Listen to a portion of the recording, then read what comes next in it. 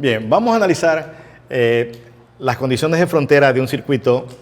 formado por resistencia y capacitor. Llamándose condiciones de frontera al instante t igual 0 en que nosotros cerramos el circuito, el capacitor comienza a cargarse y después de un tiempo relativamente largo, cuando el capacitor ha adquirido su carga máxima y ya no permite más carga en él y no hay corriente a través del ramal donde se encuentra este capacitor. Entonces vamos a suponer que inicialmente nuestro capacitor está descargado, lo que significa de que al instante t igual 0, nuestro capacitor no tiene carga, es decir, la carga en ese instante es igual a 0. Y también la diferencia de potencial entre sus placas es igual a 0, ya que al no haber carga no hay diferencia de potencial en ella. Y vamos a suponer que justo en ese instante nosotros cerramos este interruptor, digamos que lo pasamos a la posición A, y en el instante posterior a cerrar el interruptor, al no haber carga en el capacitor, la corriente que viene por de la fuente seguirá el camino que le presente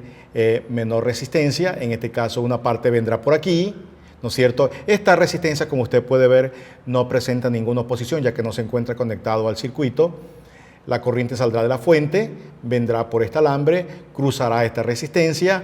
no experimentará ninguna decaída de tensión a través del capacitor porque el capacitor todavía no tiene carga y finalmente vuelve en ese instante a la fuente. Es decir, que en el instante posterior, digamos, t igual 0, posterior al cerrar el interruptor, la corriente que nosotros tendremos en ese circuito será igual al valor de esta FEN partido para cuánta resistencia encuentre en ese camino. En este caso sería R1 más R3. A medida que el capacitor comienza a cargarse, es decir, a medida que el capacitor comienza a almacenar carga, la diferencia de potencial entre las placas de este capacitor comienza a aumentar. Recuerde que la diferencia potencial es igual a la carga en el capacitor partido para su capacitancia. Es decir que la carga comienza a aumentar, más aumenta la carga y llegará un momento en que la diferencia de potencial de este capacitor adquiere su valor máximo. En ese instante, cuando ya no circula corriente a través de este ramal, significa que aquí no hay caída de tensión, tampoco habrá caída de tensión. En ese momento, la diferencia de potencial del capacitor se iguala a la diferencia de potencial de la fuente. Es decir, de que después de un tiempo relativamente largo, la corriente a través de la fuente o la corriente en todo este ramal, digamos a un tiempo muy grande, esto es infinito, esto va a ser igual a 0.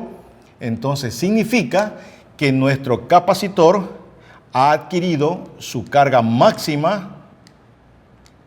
que en este caso particular va a ser igual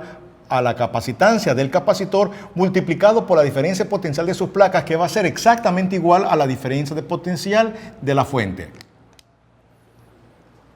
Bien, entonces ahora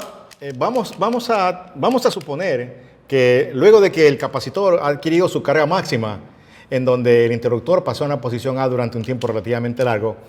vamos ahora a proceder al proceso de descarga del capacitor, pasando el interruptor de la posición A a la posición B, en donde nuestro capacitor ahora va a devolver la energía que originalmente había él almacenado y la cual se va a disipar a través de este par de resistores. Es decir, vamos a suponer que cogemos el interruptor, lo pasamos a la posición A a la posición B, entonces en el instante inicial,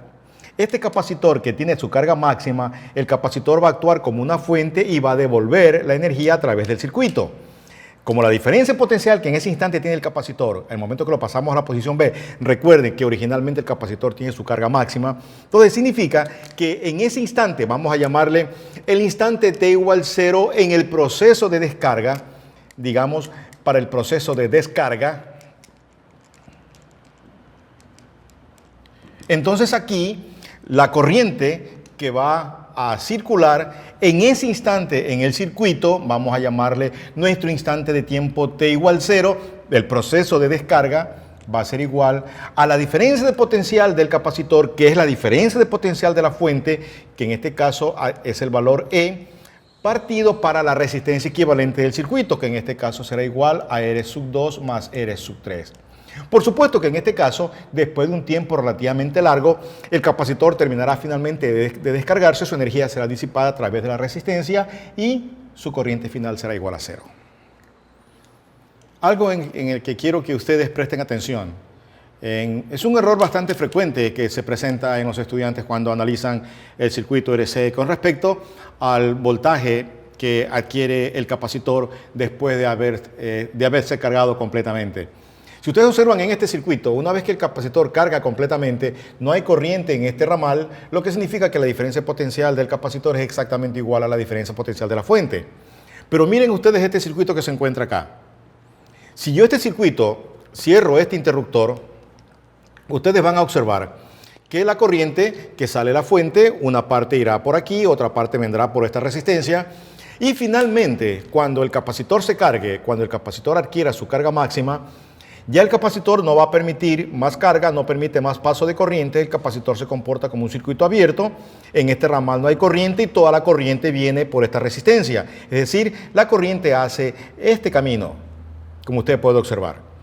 Si usted observa que la corriente hace este camino, entonces usted ya no puede decir que el potencial final o la diferencia potencial final que adquiere el capacitor es la diferencia potencial de la fuente.